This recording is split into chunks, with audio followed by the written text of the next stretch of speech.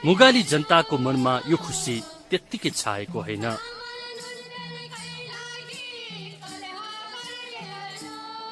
सामान्य मानिसले कल्पनासम्म गर्न नसक्ने स्थानमा मोटर गाडी पुगेपछि मन फुरुङ्ग त हुने नै भयो।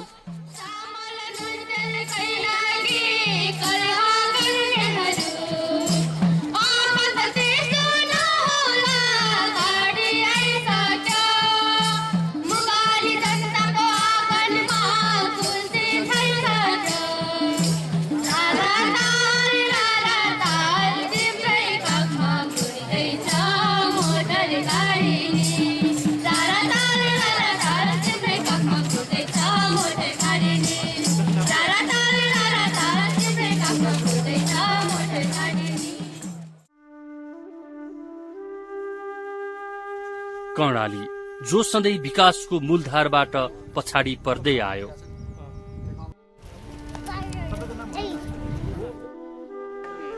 हरेक सरकारले कर्णालीको विकासको सपना बाँडे पनि इतिहासमा त्यो सधैँ गफ गर्ने माध्यम बाहेक केही बन्न सकेन। तर अब स्थिति त्यस्तो रहेन।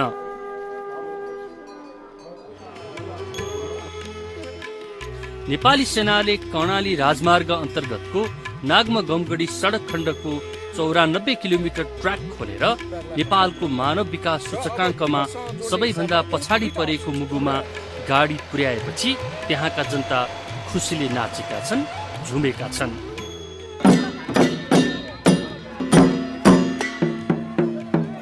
त्यसैले उनीहरूले यसरी नेपाली सेनाको जय जयकार समेत गरेका छन्।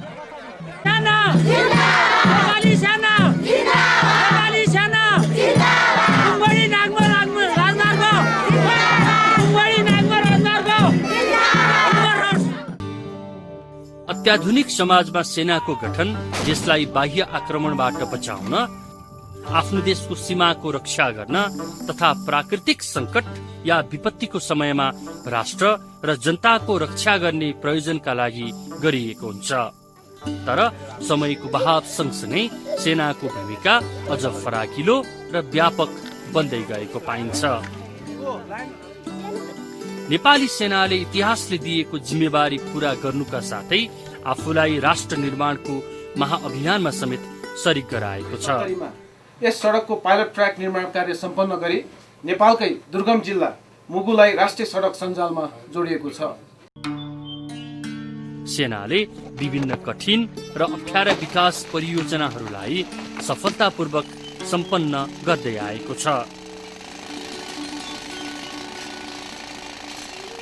2016 सालबाट कान्ति राजपथ अन्तर्गतको 105 किलोमिटर लामो सडक निर्माणबाट आफ्नो औपचारिक विकास निर्माण यात्रा सुरु गरेको नेपाली सेनाले हालसम्म यस्ता दर्जनौं सडक निर्माण गरेर दूर दराजमा रहेका नेपाली जनतालाई राष्ट्रको मूलधारमा ल्याउने महत्वपूर्ण कार्य सम्पन्न गरिसकेको छ। नेपाली सेना हाल विकास निर्माणका झण्डै 1 दर्जन आयोजनाहरूमा संलग्न रहेको छ।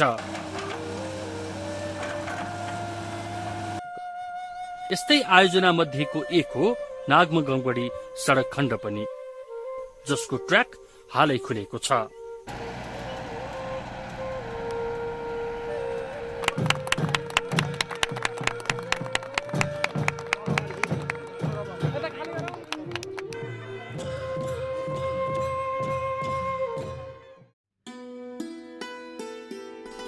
मुगुको रारा ताल, जसको सौन्दर्य सविस्तार वर्णन गर्न शब्दहरू अपुग हुन सक्छन्।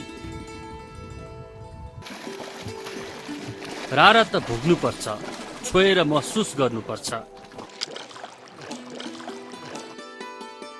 क्यामेराको तस्विरले मात्र राराको प्यास नमेटाउन सक्छ। अनुपम कला छ रारासँग। अनौठो प्राकृतिक सभ्यता पनि हो रारा। मान्छेहरू भन्छन् दुनियाँको आँखा लाग्छ भनेर मुगुको एउटा कुनामा अलग्गै बसेको हो रारा। समुद्री सतहबाट 9600 फिट उचाइमा रहेको रारा ताल 167 मिटर गहिरो छ। यो तालको निलो पानीमा रहेको स्नो ट्राउट माछा, राजहंस, जलेवा, कर्याङकुरुङ लगायतका पंक्षीहरूको जल क्रीडा हेर्दाको आनन्द सायदै अन्त मिल्छ। ती मात्र होइन, रारामा नौका विहार गर्दा मानिसभित्र रहेको कलाकार अनायासै प्रकट हुने गर्दछ। मतलाली गुराँस भएछु, बनैभारी फुलिदिन्छु, मनैभारी फुलिदिन्छु। हेरिदिने कोही भइदिए, नानीभरि फुलिदिन्छु। लाइदिने कोही भइदिए, सिउँदोभरि फुलिदिन्छु। मतलाली गुराँस भएछु। प्रचुर सम्भावना भएर पनि सडक सञ्जालले नजोडिँदा ओझेलमा परेको मुगु अब नयाँ सम्भावनातर्फ लम्किएको छ। मुगु जिल्लामा सडक मार्गको पहुँच पुगेपछि सधैँ पिछडिएको महसुस गर्दै आएका मुगुवासीमा उत्साहको सञ्चार भएको छ।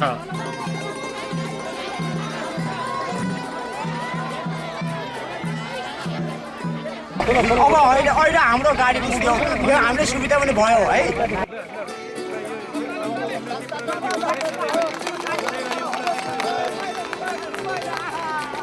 सडकसँगै अब विकासका अन्य पूर्वाधार मुगु भित्रिनेमा स्थानीयवासी आशावादी छन्। बाउ बाजेले यस्तो गाडी आउला भन्ने चित्या छैन सर। अहिले हाम्रो जुनीमा नयाँ जुनी भन्ने यही हो सर। हामीले सुर्खेत गएर पनि गाडी पाएर हामी देखेर आया मान्छे हौ। अहिले यहाँ घरै त्यहाँ आइपुग्यो, चामल सस्तो भयो, नुन सस्तो भयो। यसरी नयाँ जुनी फेर्नु भन्ने यही हो। हामीले काठमाडौँबाट नेपालगञ्जबाट नुन बोकेर खाएको मान्छे हो। अहिले नुन त यहीँ आइरहेछ नि सर। यो नयाँ जुनी फेर्नु होइन, नयाँ जुनी फेर्नु भन्ने यही हो। भारी बोकेर बजार जानु पर्यो, भारी बोकेर सुर्खेत जानु पर्यो, घुम्नु पर्छ। अहिले त गाडीमा जाने भयौँ, मजा भन्ने बाटो ठिक हो। नेपाली सेनाको अदम्य साहसले पहाडका बीचमा पहरा फोरेर मुगुसम्म सडक जोडिदिएको छ। सदरमुकाममा सडक पुगेको मुगुको गमगढी 73औं नम्बरमा पर्दछ। जुम्लाको नागमादेखि मुगुको गमगढीसम्मको 94 किलोमिटरको सडक सेनाले 4.5 वर्षमा निर्माण सम्पन्न गरेको हो। स्पेसली हाटसिजा 35 किलोमिटर इलाका, यो जियाभिर 56 किलोमिटर इलाका, बल्थले 71 किलोमिटर इलाकामा चाहिँ अलि रकी टरेन र स्टिप टरेन भएको कारणले निर्माण कार्यमा निकै कठिनाइ भएको छ। यो हिउँ 2-3 महिना हिउँले ढाकिने हुनाले ट्रान्सपोर्टेसनको लागि कठिनाइ भएको छ। एक्सप्लोसिभहरू हेलिकप्टर बाट ढुवानी गर्नुपर्ने हुँदा र खच्चडबाट ढुवानी गर्नुपर्ने हुँदा चाहिँ बेला बेलामा हामीलाई मटेरियल्सको चाहिँ कमी भएको महसुस हुन्थ्यो। सडक जुम्लाको 13,300 फिट उचाइमा पर्ने भुच्चिकको लेकलाई छलेर 11,000 फिटबाट मुगुको ताल्चा विमानस्थल हुँदै सदरमुकाम गमगढी पुर्याएको छ। हामी हिउँमा गुडिरहेछौँ। यो नै एउटा प्रकृतिको अनुपम उपहार हो। अब जस्तै मैले देख्दा त यहाँ त लगभग अब मिड माघतिर एन्ड अफ पुसतिर चाहिँ यहाँ 3 फिटको हिउँ हुन्छ। नेचुरल स्किङ प्लेस हो यो एउटा। पर्यटकहरूलाई हामीले योमा नि भित्राउन सक्छौँ। अनि अर्को यो डाँडाबाट भन्दा पछाडि रारा ताल छ। त्यहाँबाट एउटा केबल कार हुन सक्यो त सुनमा सुगन्ध हुन्थ्यो। गमगढी नागमा सडक खण्ड निर्माणका लागि नेपाल सरकारले छुट्याएको कुल लागत 1 अर्ब 58 करोड मध्ये नेपाली सेनाले 54 करोड 24 लाखमा यो ट्र्याक निर्माण सम्पन्न गरेको हो।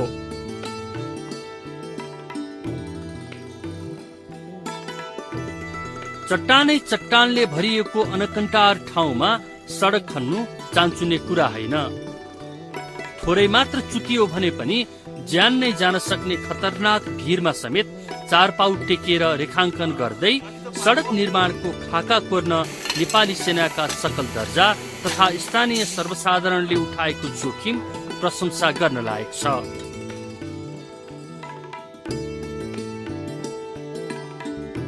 यस सडकको निर्माणकै क्रममा चन्दननाथ गणका प्युठ कमल केसीले जुम्लाको कोइरेली इलाकामा ब्लास्टिङको क्रममा वीरगति प्राप्त गरेका थिए।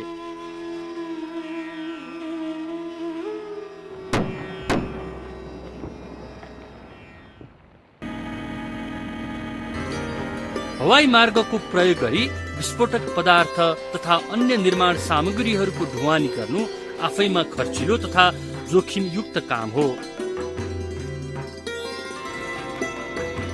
मानव बस्ती नै नभएको निर्जन स्थानमा क्याम्प बनाएर बस्नु तथा -14 डिग्रीसम्मको तापक्रममा काम गर्नु त्यत्तिकै कठिन कार्य थियो।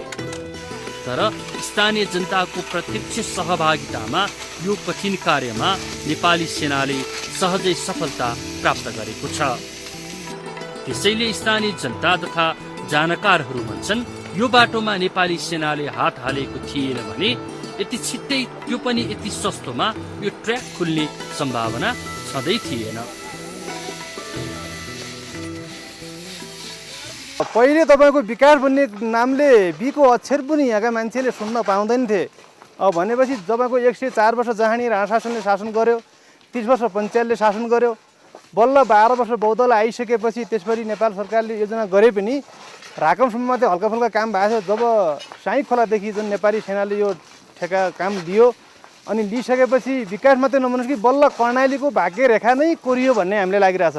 किनभने मैले स्वयं आफै नै सुर्खेतबाट नै नुन बोकेर चामल बोकेर र यहाँको जीवनयापन गरिरहेका थियौँ हामीहरूले भने अब अहिले हजुरहरूले यो जुन बाटो बनेको मान्छेलाई अहिले कर्णाली पहिला जिउँदो लास नै थियो हेर्नुहोस्।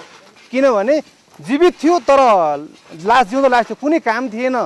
बल्ल यो नेपाली सेनाले यहाँ सडक निर्माण गरेदेखि अनि यहाँका जनसमुदायहरू यहाँका गरिब र निमुखा जनताहरूलाई प्रत्यक्ष लाभान्वित गरिरहेको छ। यस सडकको शिलान्यास मिति 2064 चैत 12 गते तत्कालीन योजना आयोगको उपाध्यक्ष डाक्टर जगदीश चन्द्र पोखरेल तथा तत्कालीन प्रधान सेनापति रुक्माङ्गत कटुवालबाट संयुक्त रूपमा भएको थियो भने उद्घाटन प्रधानमन्त्री डाक्टर बाबुराम भट्टराईबाट 2069 साल पुस 1 गते सम्पन्न भयो।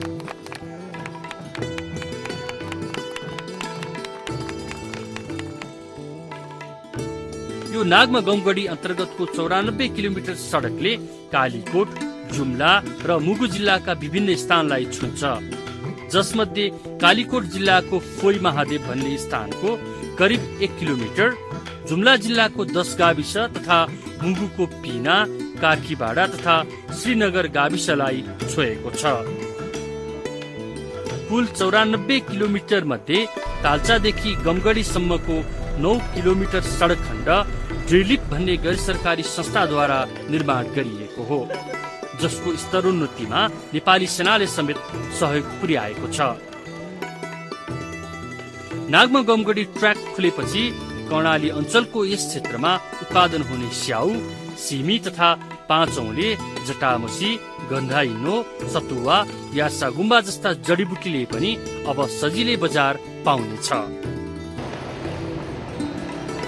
त्यसै गरी यो सडकको ट्र्याक खुलेपछि बाहिरबाट आयात गरिने सामानको ढुवानी खर्चमा झण्डै 3 गुणाले कमी आउन थालेको छ।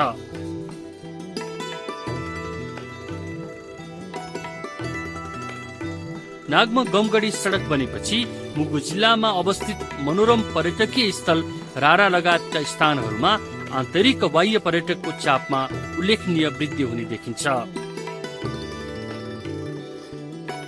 अझ यो बाटो कालोपत्रे भएपछि भने यस क्षेत्र नेपालकै एक अनुपम र नमुना पर्यटकीय आगमनको क्षेत्र बन्ने निश्चित छ। यसबाट समग्रमा यस क्षेत्रले आर्थिक विकासमा ठूलो फड्को मार्ने सम्भावनालाई नकार्न सकिन्न। विकासको मेरुदण्ड भनेको सडक हो। मुगुमा सडक पुगेपछि विकासको बिहानी सुरु भएको स्थानीयहरूले विश्वास गरेका छन्।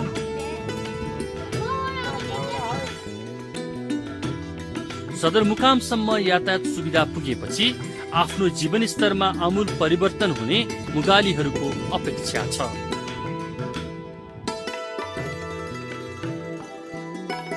प्रधानमन्त्रीबाट सडकको उद्घाटन हुने खबर पाएका मुगाली जनता गाडी तथा प्रधानमन्त्रीलाई प्रत्यक्ष रूपमा हेर्न बेचैन देखिएका थिए।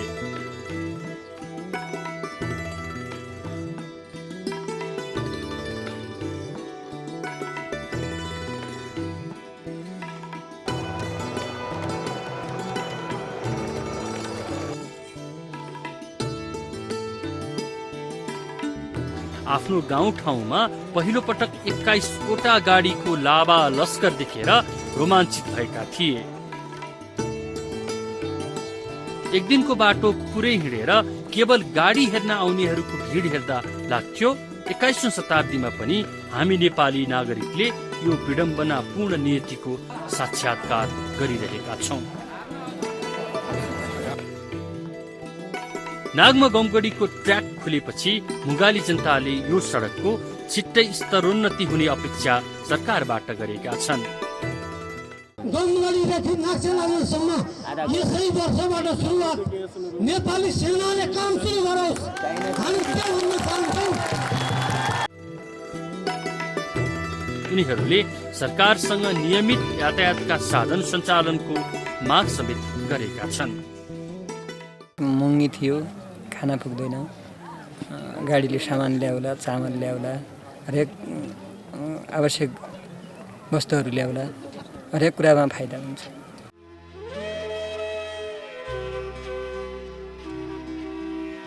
नागमा गमगढी सडकको ट्र्याक खुलेपछि यहाँको जीवनस्तरमा उल्लेखनीय वृद्धि हुने अपेक्षा स्थानीय सरकारी अधिकारीहरूको समेत छ। यो बाटोको विकासले त्यो कृषि विकास, स्वास्थ्यमा सुधार, जलविद्युत विकास, जो अपार शक्ति छ हामीसँग जलस्रोतको, त्यसको पनि विकास हुन्छ। यसलाई हामीले जलविद्युत, कृषि विकास गरेर यो ठाउँको मुहार फेर्न सक्छौँ। यो मुहार फेर्ने, यो देशको विकट जिल्लाको मुहार फेर्ने काम पनि यो सडकले गर्छ। यो मुगु जिल्लालाई पनि अझ विकासमा अगाडि बढाउने, पर्यटक क्षेत्रमा अगाडि बढाउने र सम्पूर्ण नेपालीको र विदेशीको गन्तव्यको एउटा बिन्दु बनाउन सक्ने अवस्था मैले देखेको छु।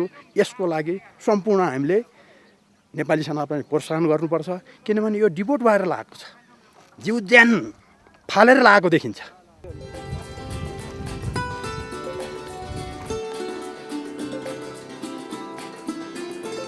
उनीहरूका विचारमा सेनाले धेरै मेहनत गरेर ट्र्याक खोल्यो। अब यसको स्तरोन्नति र कालोपत्रे गरेपछि मुगु जिल्ला र यसका आसपासका क्षेत्रमा विकासको नयाँ बिहानी प्रारम्भ हुनेछ। ट्रान्सपोर्ट गऱ्यो भने पर केजी 25 देखि 27 रुपियाँ भित्र गर्छ भनेपछि 1/4 अफ ट्रान्सपोर्टेसन कस्ट चाहिँ डिक्रिज हुने भयो। त्यो नै ठुलो एउटा उपलब्धि हो।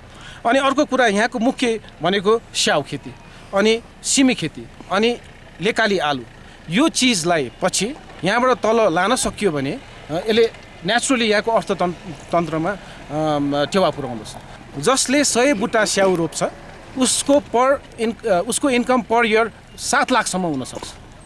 त्यो हामीले हिसाब गरेर हेर्दाखेरि भनेपछि यो त ह्युज अचिभमेन्ट जस्तो लाग्छ मलाई।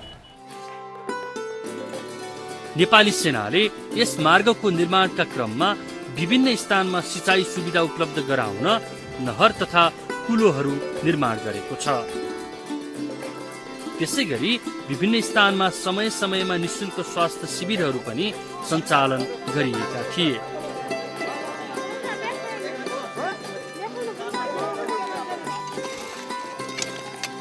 मुगु जिल्लाबाट रोजगारीको सिलसिलामा भारतका विभिन्न स्थानमा काम गर्न जाने युवा युवतीहरू यो सडक निर्माणका क्रममा यसैमा संलग्न भएका थिए।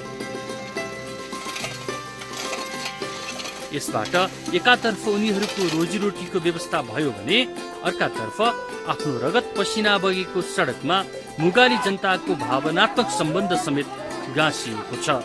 त्यसैले त यी मुगारी जनताले आह्लादित हुँदै यसरी देउडा समेत गाउने भ्याए।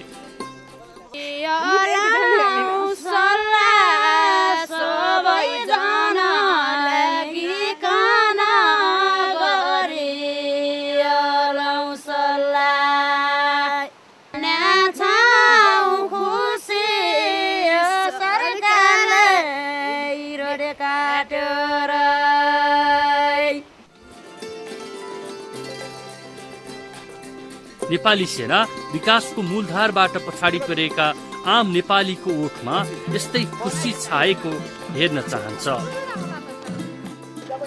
सेना नेपालका सबै भूभाग र क्षेत्रहरूमा समान विकास भएको समेत हेर्न चाहन्छ।